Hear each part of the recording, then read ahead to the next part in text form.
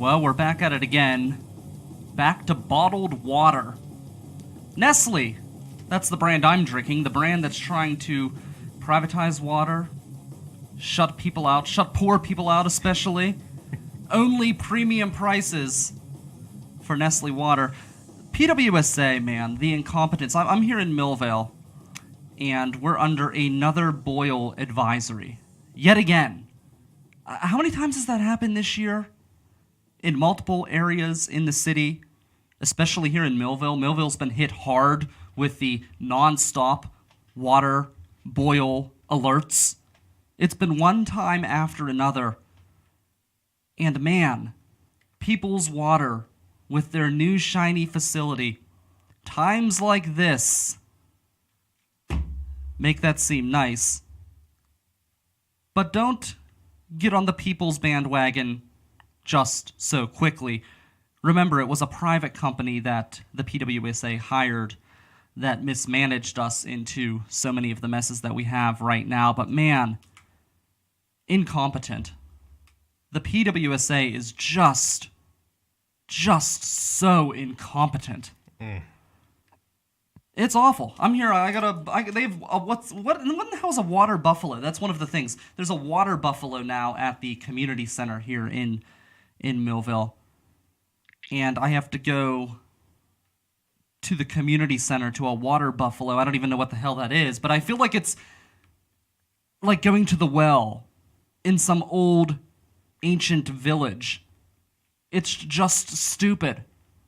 I don't want to go to the well. I live in America, right? We're talking about making America great again. Can we have clean, affordable drinking water in America again? I don't think that's too much to ask.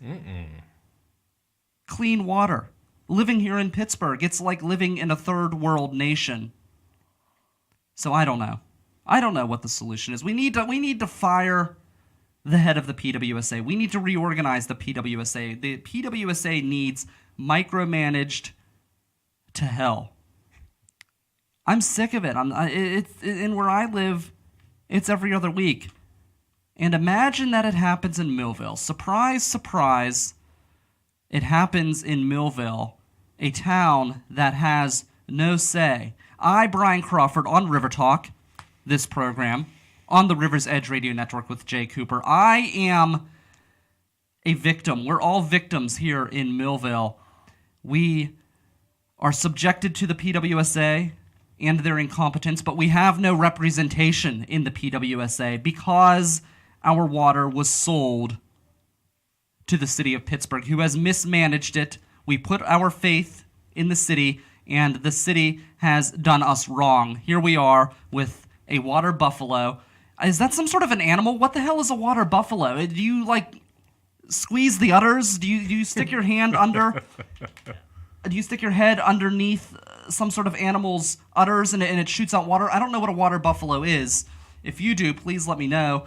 My Twitter is @RiverTalkPGH. But I'm very frustrated, and it's all the time. This has happened at least 3 times this summer. One of those times being when birds were pooping in the water, and that's the most frustrating part about the PWSA. It's not even the incompetence. It's not the gross incompetence of the PWSA that's most frustrating, Jay. What is it? It's the fact that every time they mess up, they try to cover it up. Every time it's a scandal. At least this time they told us. But when birds were pooping in the water supply, they didn't feel it was important to let the residents know. They tried to cover it up, and it wasn't until days later that they told us that we couldn't drink the water where the birds were pooping. Days later that they decided to tell us the birds were pooping in the water supply. That's just wrong. And then with the lead, the chemicals that they used to clean the water and the mismanagement that led to the lead crisis that we're in right now. It's unacceptable. The PWSA needs remanaged. People need to go to jail. But unfortunately, Mike Turzai is certainly not leading the charge. We're not going to get congressional hearings unless it's in an effort to privatize the water system and give money to peoples. And I know you're thinking, why does Mike Turzai care about the water supply here in Pittsburgh? Why does Mike Turzai care about the PWSA? None of his residents live in Pittsburgh. Okay. None of his residents live in Millville. None of Mike Turzai's constituents live anywhere that is touched by the PWSA. So his people's water's good. It is. So why do you ask? Why, you ask, does Mike Turzai care about people's privatizing the water supply here in Pittsburgh? Do you have a guess? I don't. Well, follow the money. Anytime you have a question in politics, you just have to follow the trail of money. And the money flows. The mighty dollar. From people's gas right into Mike Turzai's campaign finance report. That's right. A major, major donor to Mike Turzai is the CEO, Mr. Morgan himself, of People's Natural Gas. So of course he wants to privatize it. That's why he cares. It's all a money play. And don't be fooled. The city wants that same cash. But the city, Bill Peduto is this big progressive, the paper progressive as I call him, because he's never met a big business that he doesn't like. He knows he cannot sell the idea of privatization, so he comes up with a public-private partnership. I know I talked a lot about this, comparing the water system to the streetcar system, and I'm not done with either of those topics. We're going to be talking in a little bit with a gentleman named Benjamin, who organized a rally up in Allentown to create a T-stop in the community right in Allentown. The T already runs through there. It doesn't just run through Allentown. It actually runs on the street. It's on the street. It's in the way. Yep. But there's no T-stop. None at all. None to be found. Nope. I ride it every morning. But good luck. Every morning. Good luck driving through Allentown because you've got to sit behind the T on your commute. It's crazy. Can you imagine living in a town where a passenger rail literally intercepts traffic, creates traffic jams, but doesn't service your community in any way? Right. They have no access to it whatsoever. At least they have representation. At least they're not drinking. We're the passerbys. At least they're not drinking water from a bottle because the PWSA doesn't care about Millville. That's the way I'm taking it. And if you think that this is all that you're going to get from this water situation, if you think it's just going to be Brian Crawford coming in on air telling you what's up every week, you would be not wrong, but it's going to be more than that. I had a meeting recently with the Pittsburgh United organization. Okay. I had a meeting with them. I will be working with them in any capacity that they want me to work with them in to make sure that corporate water does not take over the PWSA. I may not have representation, but at least there's some control from the people. I may just be a victim, all of us here in Millville, to the powers that be in the city of Pittsburgh. We may have no representation. We may be outcasts on the outskirt of the PWSA territory with no voice in the organization whatsoever. Yeah. And no voting power whatsoever. Right.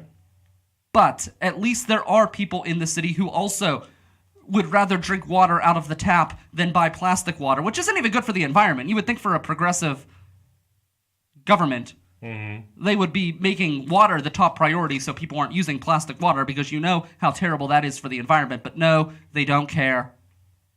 Things need to change. I'm so sick of boiling water. I don't boil water. I just start going out to eat because I don't have time to boil water. I'm a big shot, important, busy person. I don't have time to sit there and boil water to do my dishes and brush my teeth and everything else, so now I got to go out all the time. Yeah, I can't say I've never done that Seriously, either, so.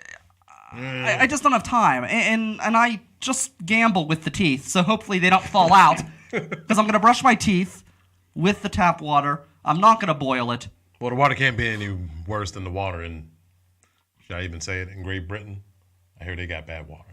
I don't know. The water here in Pittsburgh is worse than Flint, Michigan. For real? It is, yeah. Oh, shit. That's not just something I'm making up. It is. Oh, my God. Did y'all hear that? It's worse here in Pittsburgh Worse than it than is Flint. in Flint, Michigan, and in most of western Pennsylvania. Oh, my God. That's so bad that we're worse than Flint. It's awful. I'm telling you, it is terrible.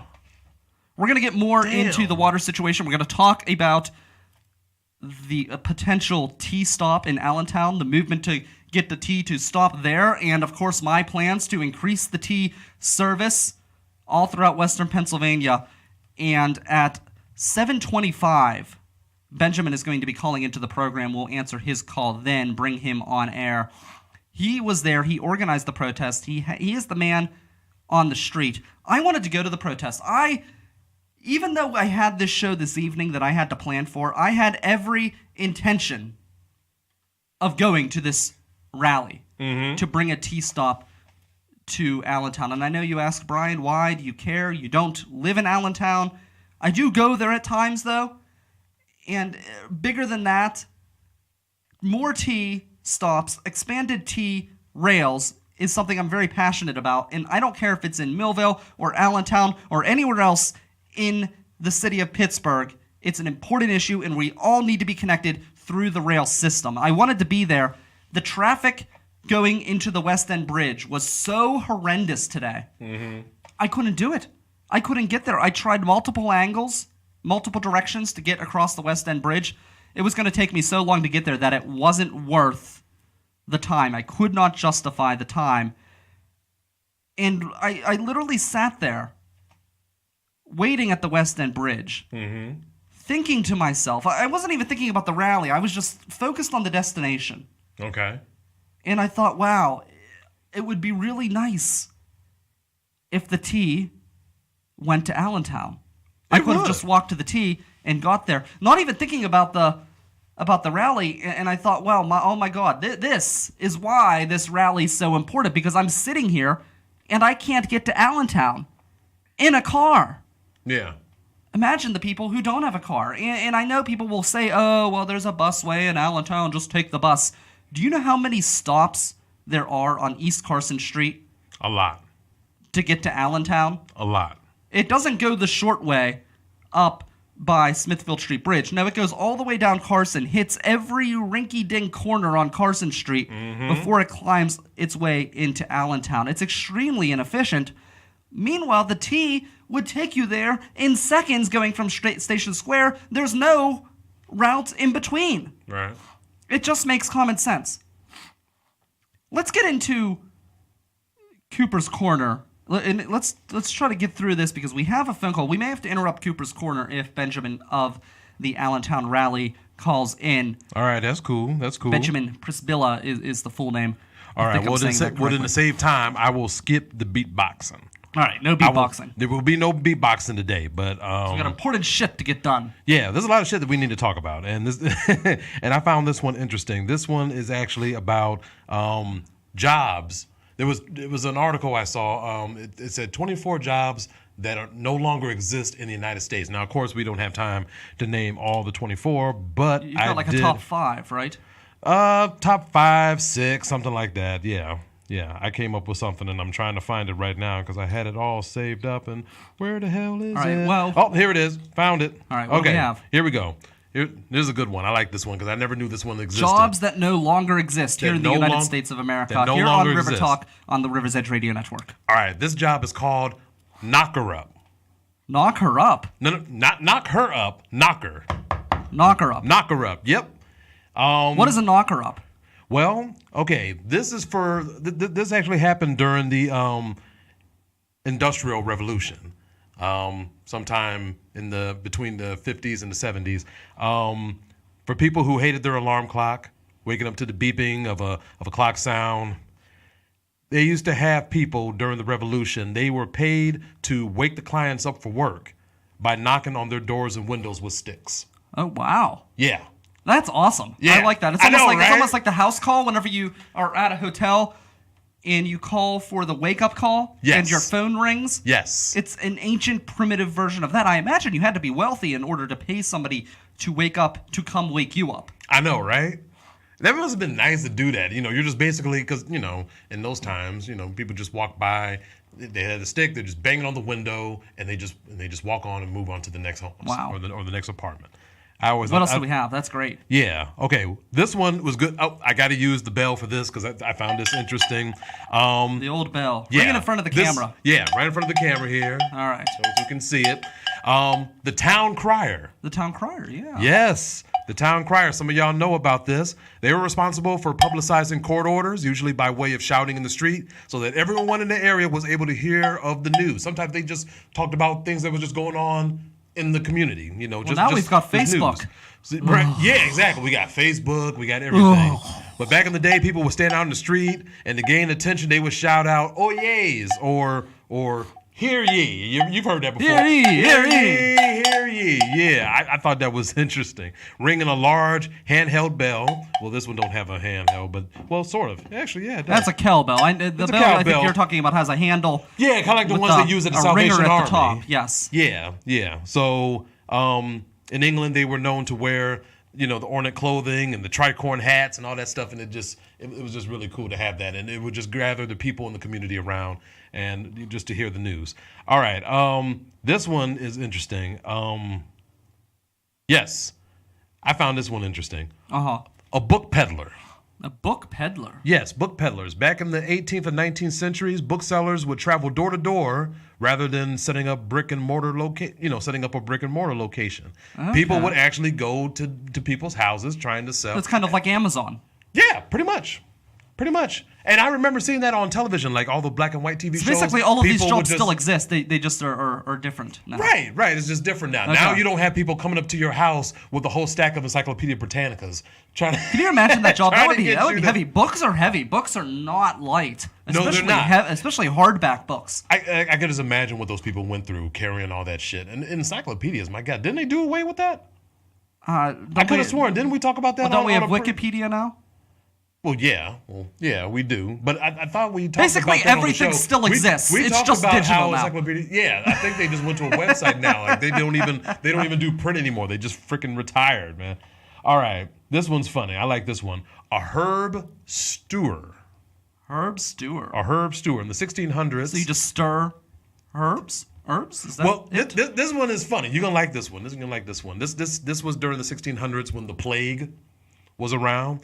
To combat the lack of hygiene, because hygiene was really bad for the people back then, the herb stewers were appointed to spread herbs, freshly smelling herbs of flowers throughout the royal family and residence to mask the scent of repulsive odors. Oh, wow. Yeah. So kind of like incense. Yeah. See, all this shit exists. Your list has not impressed me, Jay. I feel like everything on this list, it does exist. But it does exist. But where? Where do you have people that actually? Well, where around here stinks that people put stuff around us so that way it don't smell as bad? The bathroom. I'm talking about outside the building. Outside of the building? Like outside of a building. Like if you. Well, that's true. Outside of the building, they could do that in many places. Downtown. Oh God. Especially around the alleys, and then also, have you seen the giant poop fumers, where they put a big tube in front of a manhole and pump poop odor into the air? Is that what that shit was? I think so. Is that why it smells so bad? I don't know. I imagine. And then, oh my goodness, have you ever walked down Fort Duquesne Boulevard? Yeah. Oh my God, it smells like a sewer. I don't know if it's the lawn or if it's the actual sewer. It probably is. Both? Yeah. I can imagine. Yeah. It's awful. It smells so bad. I used to have to deliver down there, and I would have to hold my breath, hold my nose, and walk down the street. The odor was just so rank. Mm-hmm. It was awful. It is awful. Here's another thing that was... Well, actually, this ain't awful. Actually, I find this really creative. I like this. A link boy. Link boy. We'll get to that right after this call. Yeah, we'll get... We have our friend. We got to talk about that one. I found that one interesting. This is Benjamin. Were you the organizer of the rally to bring the T-stop in Allentown? Yeah, I kind of started it, like I designed the flyer and stuff, and then a bunch of other people got on board, and a bunch of people donated their time to it. That's awesome. I'm very excited about this. I received the information from a mutual friend of ours, Buzzy of Torek of the Epicast Network. Yeah, Buzzy's the man. Yeah, I was really, really excited to see that this was happening. I'm a huge advocate for tea expansion. First off, the fact that, and we're talking to Benjamin, who organized the rally today to bring a tea stop to Allentown here on River Talk on the River's Edge Radio Network. Jay Cooper and Brian Crawford on air. I've been a big advocate for the expansion of the tea, and the fact that the tea literally not just runs through the town of Allentown, but it creates traffic situations for vehicle drivers and buses and everything else, and there's no benefit for the people who live there because there's no stop. It's crazy. Yeah, exactly. So is this something that's bothered you for a long time? How long have you lived in the area? Yeah, so I live in Brookline, but I grew up in Castle Shannon, so I was used to having the trolley all the time. I've worked in Allentown for about 5 years now. Okay. And so when I first came up there and I saw that there were tracks available, it kind of blew my mind because I never knew that. Yeah. And then I found out that they weren't being used anymore despite being perfectly operational. That blew my mind even more.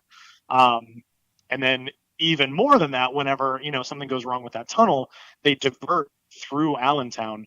And like you said, it creates an issue, especially when they're diverting every single train through Allentown. And there's absolutely no benefit to the community.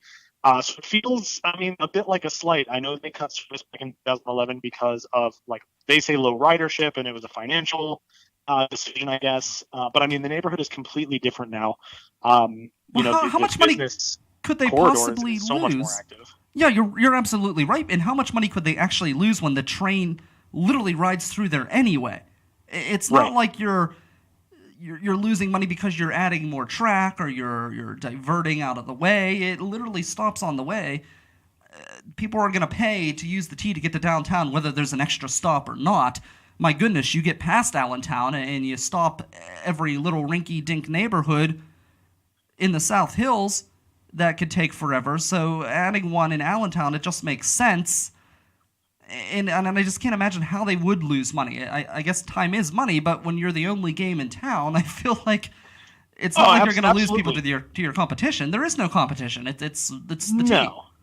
Yeah, I absolutely. And the other thing is, it's not being diverted away from other stops. It literally goes through a tunnel, that I understand is maybe 5 or 10 minutes faster. Mm-hmm. But yeah, you can only gain ridership in this situation. You can't lose anybody, really. And the other thing is, not even just to get to downtown. That's the most obvious, purpose for this, but having access to the South Hills, like you said, it goes through all these South Hills neighborhoods. For people in Allentown to have direct, fast access to South Hills Village, not only does that open up, tons of possibilities just to be able to go to those places, but the job accessibility explodes at that point. I don't know how many buses and how long it would take to get from Warrington Avenue to South Hills Village, but I would imagine it's probably a lot and would take a great amount of time. Whereas you have this amazing resource that they could just get on one train and be there, half an hour later. It's just crazy to me that they wouldn't want to make that available. And it just seems to make so much sense in so many ways. You mentioned the area changing and growing. There are so many different companies that are based right now in Allentown that really draw in a lot of people. We mentioned Epicast Network right there. It's a huge podcasting company in the Pittsburgh area that brings a lot of traffic into the area. You have Work Hard Pittsburgh, Academy Pittsburgh, Public Sources based out of the area. There are so many different new and up-and-coming entrepreneurial businesses located right in that community. It just seems crazy that you would want to keep the community closed off. Mm-hmm. Absolutely. Yep. And I know there are definitely concerns about the word gentrification gets thrown around a lot, and I think that having good public transportation is one of the ways to combat that. One of the things that whenever a neighborhood wants to be, reformed, or, maybe there are some nefarious, people behind trying to turn a neighborhood into something it isn't, it's to cut off access to it for the people that need it most. For lower and middle to lower income people, public transportation is the way they get around, and you cut that off, and all of a sudden those people have to go somewhere else. And I think that it being taken away in the first place was bad enough, and not bringing it back when it could be so beneficial to those people is even worse. Well, I don't know if you've heard this, but I've heard it from some people in the know, a rumor, and I need to verify this, but have you heard if there's any truth to this, that the city decided to go with a busing system versus a light rail system in most of the city because a council member was getting a kickback from tire sales? Wow, I have not heard that. I mean, no, this is way back. This is not Stranger Things. But this is not the recent council. This is back whenever they decided to go that direction. Okay. Yeah, I have not heard that, but I guess it's not that surprising. No, it's crazy. So how did the rally go? Can you tell me a little bit about it? How many people were there? It went great. I'm not sure how many people exactly were there. I mean, we had pretty good coverage. KDKA showed up. We were on live a couple of times, I guess, at 5 and 6, which was awesome. The best part to me, there were a ton of people, from the neighborhood. The former president of the CDC was there. A challenger for the city council seat was there. A few other neighborhood representatives showed up. A few of the businesses showed up, and that's great. And I always expect those people to come out because they really care.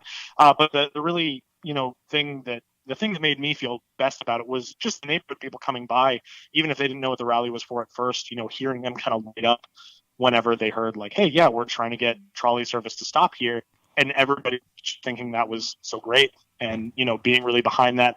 And I think it's that a lot of people don't think of that as an option. They just kind of accept that, yeah, the trolleys come through, but they'll never stop here.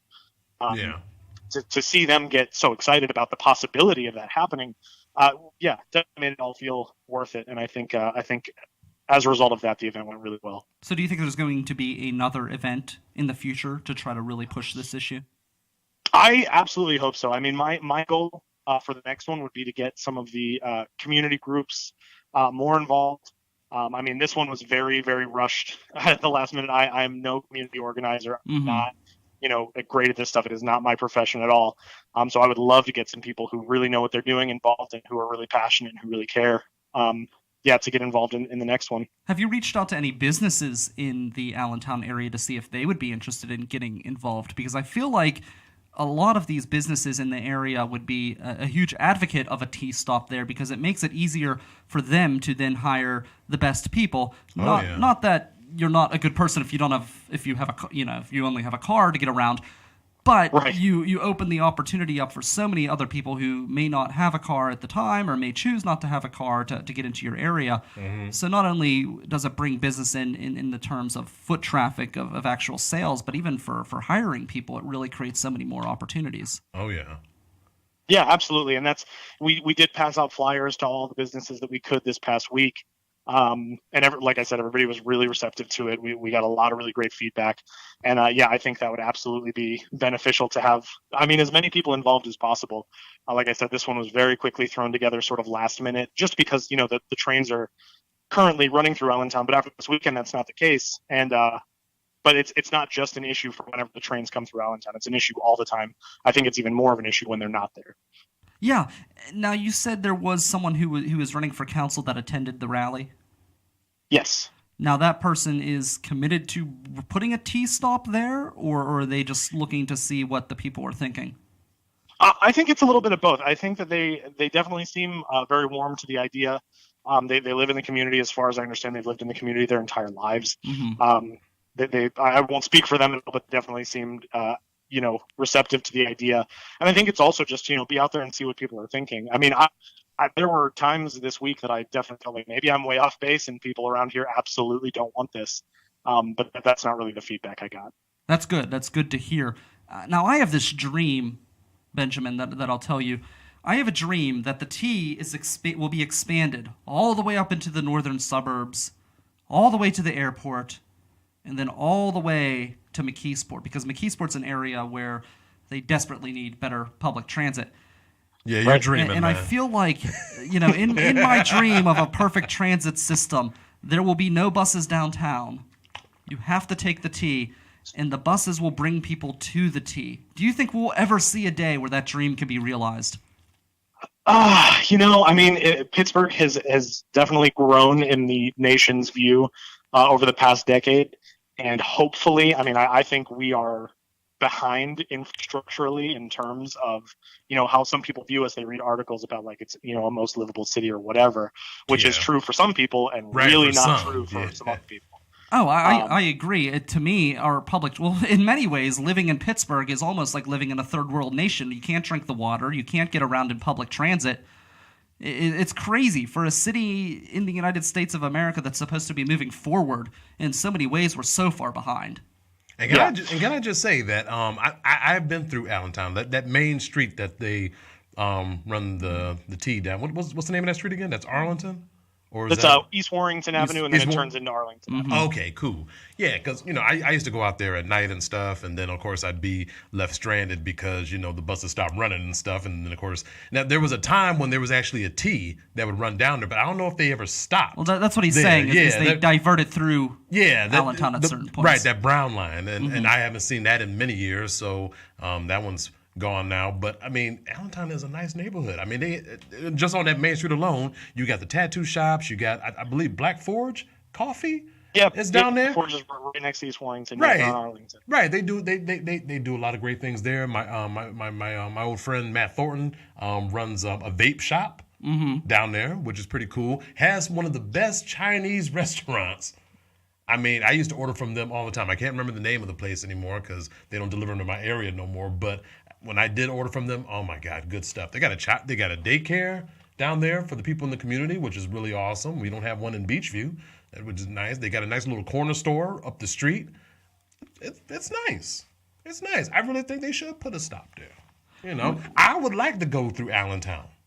Me personally, I would like to go through. Yeah, I mean, personally, you know, like I said, I live in Brookline, and being able to, you know, ride my bike 2 minutes over to the Potomac T-stop and being able to take a train to work instead of sitting in, you know, traffic on 51 for 20 minutes every day would be amazing. So I hope that one day that's a possibility. All right, Ben, I want to leave you on this moment here, this question. As I said, I'm a big advocate of T expansion and really giving a shot to the arm for our public transit system. I'm really a big advocate of that. Will you be willing to come on this show before the next rally? We really want to make sure that we can do whatever we can on this program, River Talk, to make sure that the people know that it's going on and people in the community can get out there and support it. Yeah, absolutely. If not me, whoever I can talk into leading up the next one. Awesome. Thank you so much. That is Benjamin. He organized the rally right in Allentown to get a T-stop because the T already runs through there, and it's kind of crazy that it doesn't exist. Appreciate you. That's Ben. Yeah, absolutely. Thank you so much, guys. Thank you. That's Ben, Jay. I'm Brian Crawford. This is the River's Edge Radio Network. We had a comment from Michael. Michael, if you can let us know what neighborhood you're from. Yeah, that's my boy Smitty. What's going on, Smitty? We can continue that conversation. That was a message sent to us via the Facebook Live chat. Don't forget, you too can join the conversation at the River Talk Facebook page. Or you can tweet me at River Talk PGH. You can tweet Jay at Coop Troop Comedy, or you can text us at 412-407-2PGH, 412-407-2744. That is the texting line available to you. So I should type that in there. 412-407-2PGH. Definitely. Jay, you were saying you had one more point in the 5 jobs that they claim no longer exist in the United States. This is from the Cooper's Corner segment, even though all of those jobs still exist in one fashion or another. Well, I can guarantee you that this one doesn't exist. I can guarantee you this one don't exist. A link boy.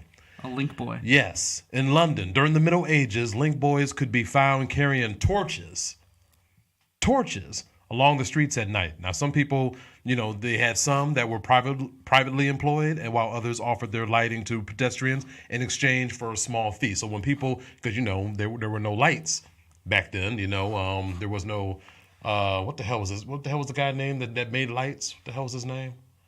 Are you talking about Edison? Or Edison, are you talking about, Edison. Or are you talking about Tesla?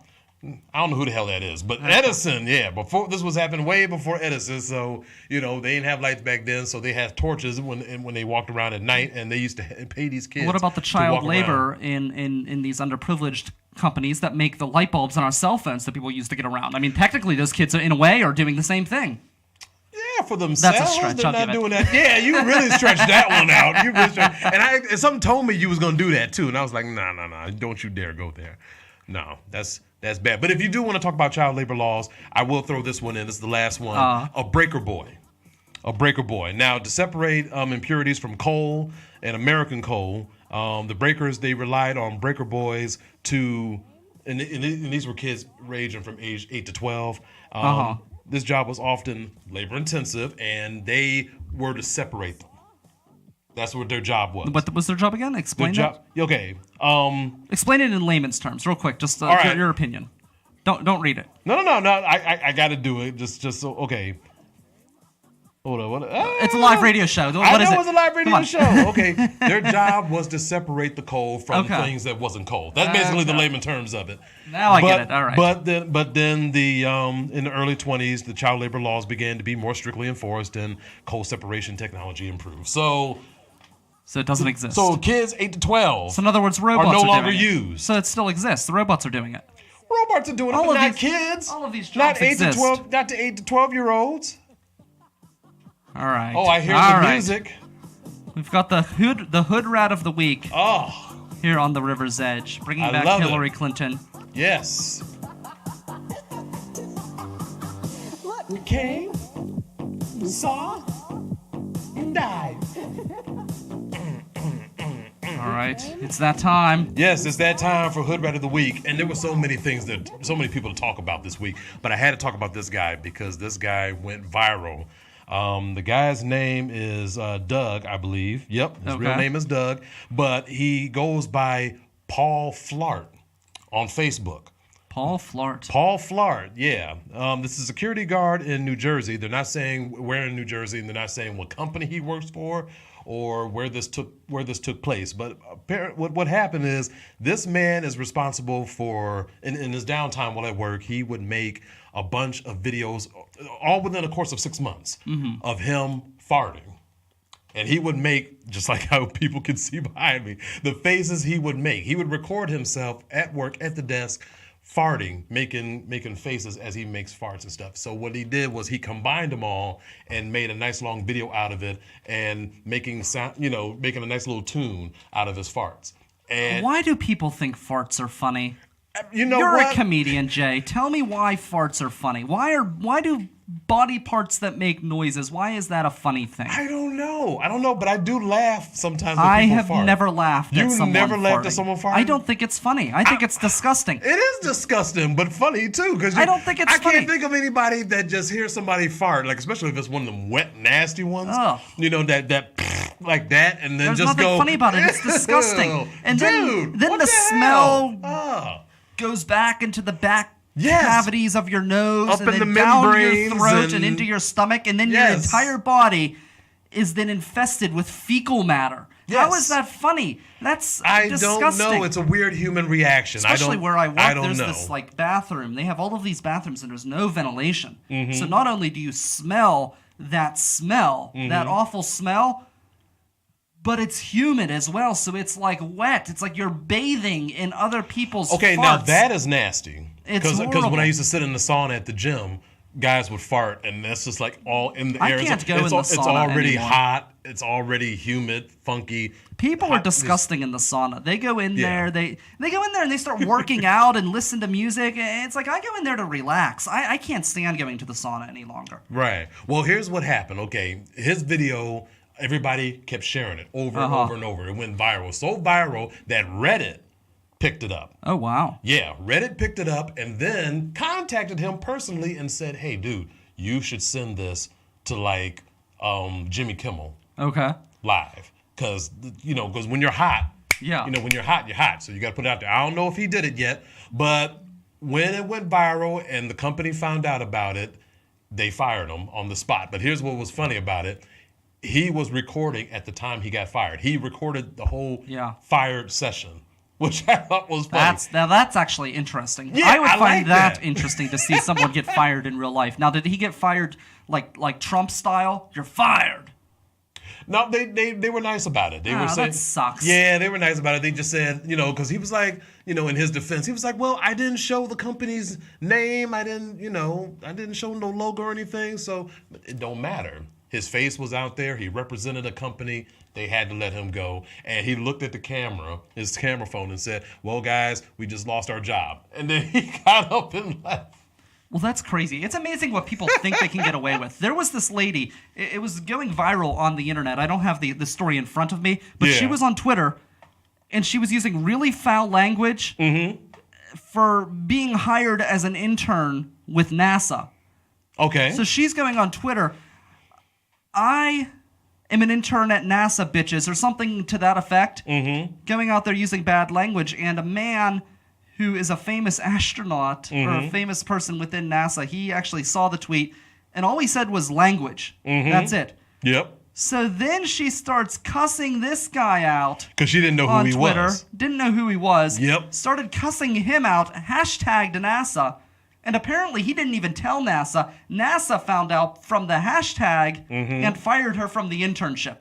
See, you got to watch what you put on the internet, folks. Especially when you're mentioning your employer. Exactly. When you let people know where you work and then you talk trash about them, and then people, it doesn't even have to be the company that they work for. It could be just they're in the profession. Yeah. And, they'll say something. And, because you never know who has ties with what.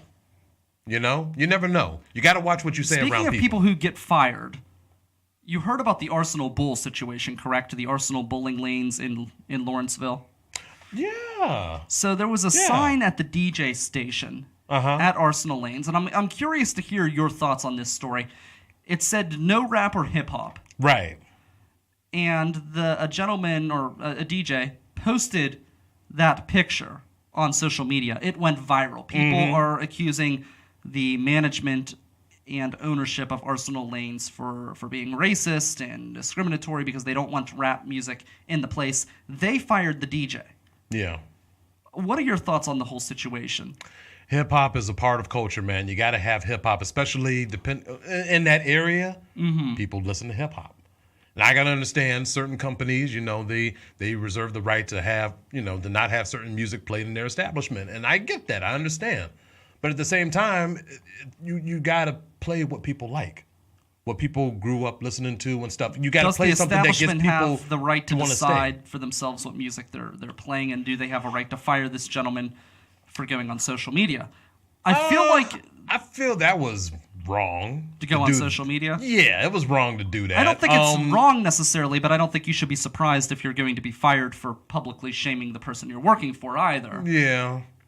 I mean, I guess, I don't know. I guess in some ways you have a right to certain things and stuff, but you got to be prepared for the consequences. Both ends. If they want to blacklist hip hop and R&B, then they got to face the consequences of people who are upset. And who's to say that hip hop and rap is just all black based? You know what I'm saying? Hip hop is for many cultures. I mean, there's white people rap too. Even beyond that, to me, it just makes good business sense if people, especially if people are requesting it. Hip hop ain't going nowhere, folks. No, it's not. But the thing is if somebody's it requesting ain't going nowhere. If someone's requesting it, it's bad business to not play it. It would be like me having this radio station, especially when we roll out some of our future plans and we expand our programming. Yeah. And everybody's asking, like, oh, you need a foosball show, for example. Say everybody out there is demanding foosball. We want a talk show on foosball. Foosball's where it's at.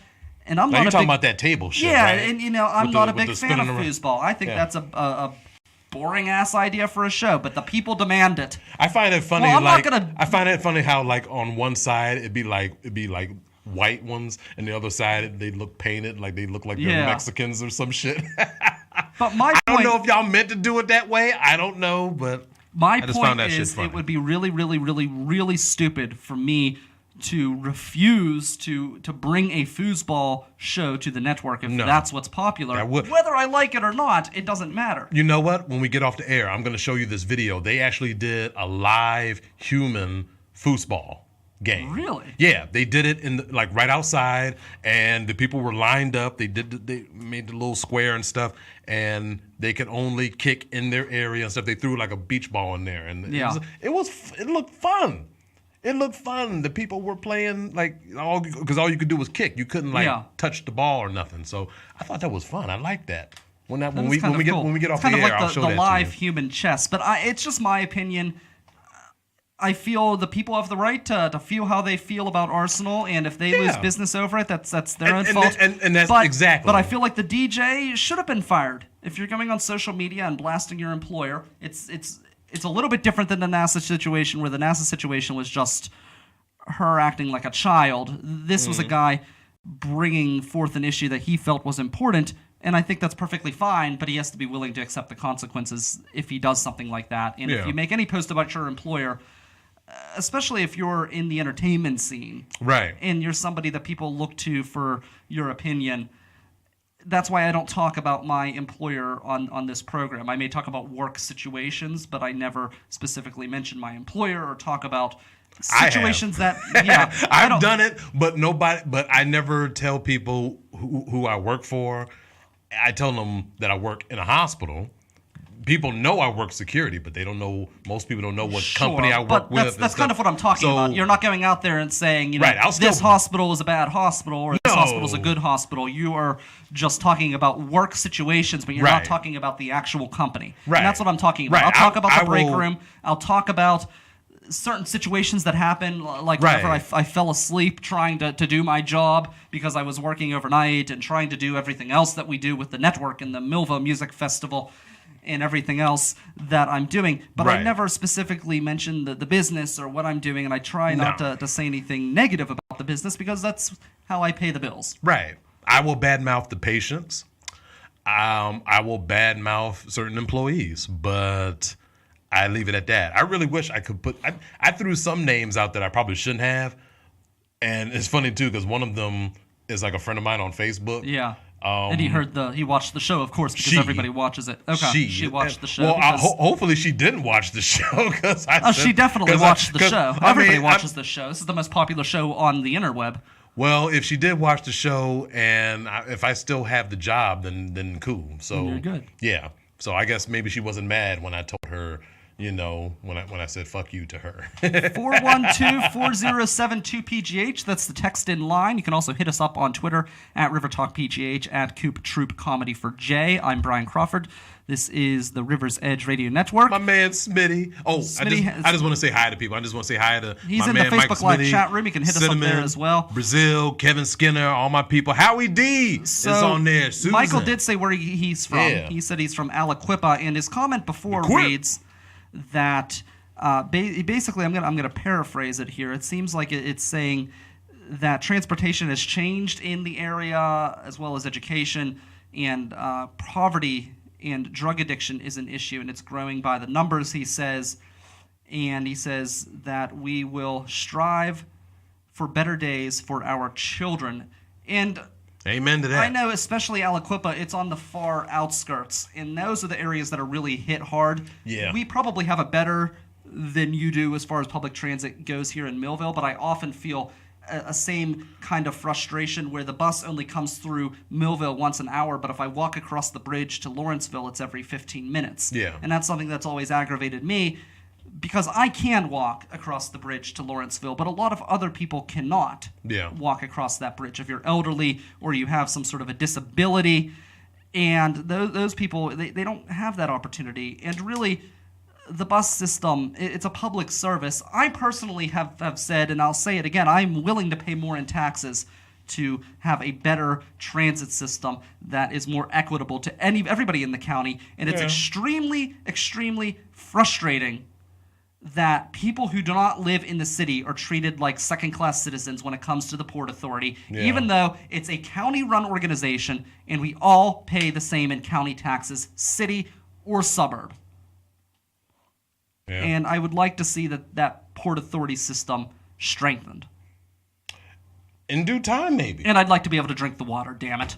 Right? I'd really like to be able to drink the water. Whether it's from the bottle or Boil whether it's from notice- the damn sink. No, I don't want to drink it from the bottle. I want to drink it from the sink. That's Hey, what I'm saying. You know what, people from the hood, like y'all remember this. Now I ain't from the hood, but I do have family up in Buffalo who live in the hood and shit. And I remember back in the day, I know people still do this, but we used to drink water out of the hose. Yeah, during the summer, like can't do that we anymore. used to bring out the water hose and we would drink out of it. The shit would be cold, it'd be fresh. The shit would taste so good. better than inside the house. I don't know. But nowadays, I wouldn't even do it. You can't I wouldn't do it. And the PWSA under private management. Let's not forget that. That's an important piece of information. The PWSA was being managed by a private company when they changed the chemical system, cut the staff to monitor the lead levels, and created the lead crisis that we're living in now. It was a private company that managed the PWSA. So whenever we're talking about People's Natural Gas handling our water and selling our water to a private company, just remember it's a private company that put us in this position. It was not being managed under the public domain during the lead crisis when it occurred. Let's not forget that. That's a very important piece of information because People's Water will try to put the burden on the PWSA, and they do bear responsibility because they hired that private company. But let's not pretend that privatizing the water situation here in the PWSA is necessarily the way to go, because the PWSA has proven that private companies can still mess it up too. A couple more comments from Michael here. He is speaking about the Arsenal bowling lane situation. He says that white people complaining about rap and hip-hop and not respecting it, he said that is like saying brothers can't respect hard rock and metal music. Exactly right. And if you respect metal music, you should definitely tune into metaledgepgh.com, Pittsburgh's best local metal music, right here in the River's Edge family. All local, all original, right here on the Metal Edge. Love the way you shot that plug. That was good. He says they play all kinds of music at the Steeler games and Pirates games. Yeah, that's true. That's true. That is very true. The thing is you're right. Hip-hop and rap, if I'm not mistaken, I believe it is maybe outside of country, which is sad to say because modern country is not necessarily real country. It's still big, but not like it used to be. Well, rap but it's and still hip-hop is, I believe, either number one or number two in terms of the most popular music genre. Yeah. I think it's... I could be wrong. I think it's number two in the country, but I think it's number one worldwide. I can see that. Right now, I believe. I think country may still be number one in the United States. If it's not number one in most listened to, I think it's number one in hard revenue coming in. We still got country singers singing the fucking Monday night and Sunday night football and shit, so hey, they still got that. What the hell's her name? Faith Hill? She still sings that shit, so, you know. But yeah, hip hop is strong. It's big. People thought in the 80s and the 90s it was like, it's gonna fizzle out. No, it's getting bigger. It's growing. It ain't going nowhere. People need to get used to that. I think it's becoming more diverse. To be honest, I felt like I felt like hip hop and rap, in my opinion, was very diverse early on, and then I feel like it became less diverse for a time. But I feel like now it's in the last 10 years or so, I think it's really become very diverse again. I still have a hard time trying to differentiate between hip-hop and rap. Like, when I think of hip-hop, I think of people like, De La Soul. I think of people like KRS-One. Throw some names at me, y'all. Come on, y'all know what I'm talking about. And if I'm wrong on my observation of Talib hip-hop, Kweli, please let me know, because I am not someone who pretends to be an expert in hip-hop and rap music. So if I am wrong in my observation, please let me know and correct me. 412-407-2PGH, and of course on the live Facebook chat. But it's really just about that time. What do you have Is it going that time on? already? Yeah. What do you have coming up this week? Tomorrow night, we are doing our 4th installment of the Laughs at the Landing comedy show. Yeah. Located I see that. in McKees Rocks. So y'all need to come out to that. My man Howie D. Mack will be hosting that one. Of course, I'm featured like I always am. I'm always featured. But we got my boy A. Loke, and we got Sean McCarthy, who is new.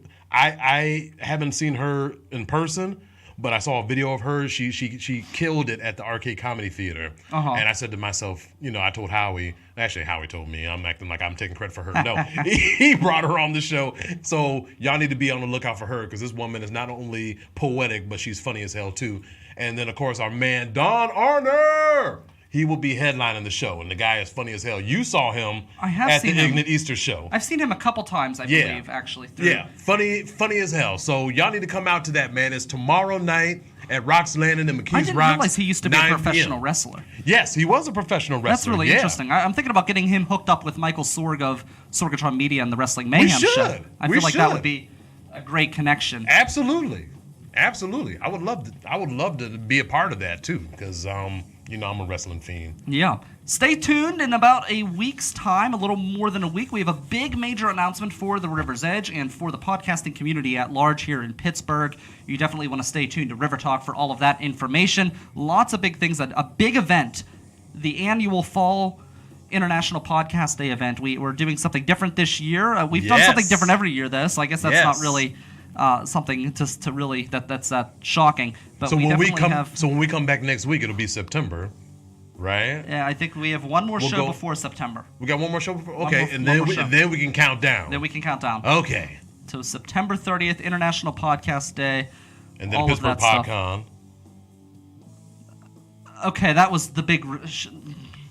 That's the big reveal. Nobody heard me. Nobody heard that. We're gonna have to cut Nobody that out of heard me. post. Yeah, that's something we're not advertising until September. So They're like, thank you "What? for completely. What is he talking about?" Yeah, you don't know what Pittsburgh PodCon is. Just pretend like you didn't hear him. We'll get into it. Where's that flashing thing from Men in Black? Yeah, Sorry about that. I need to do that for you, so you don't know what PodCon is until I can remind you. Shouldn't have in told me. September. No, I'm kidding. I don't know what I just said. All right. Sunday night, 7 p.m. Tune right back here on the River's Edge Facebook page, the River Talk Facebook page, because I'll be back, and I have Jeremy Kaywood and Spencer Allen Patrick in studio with a live performance. They have a show coming up at Club Cafe, so you want to hear all about that. Hear some great music right here in the studio, and don't forget, you can always listen to the radio station 24 hours a day, including music from Spencer and Jeremy on the River's Edge through your Amazon Echo. Just say, Alexa, play the River's Edge station on TuneIn, and she'll play the River's Edge right for you. Don't forget, if you missed the shows, 10 a.m. the next day, we have it on the 24-hour stream where we're streaming local music right this very minute. That's Jay Cooper. I'm Brian Crawford. This is Pittsburgh's voice for local music, the River's Edge at riversedgepgh.com. And shout out to all my people who commented on the streamline. I love all y'all, man. Later, bitches! Yes!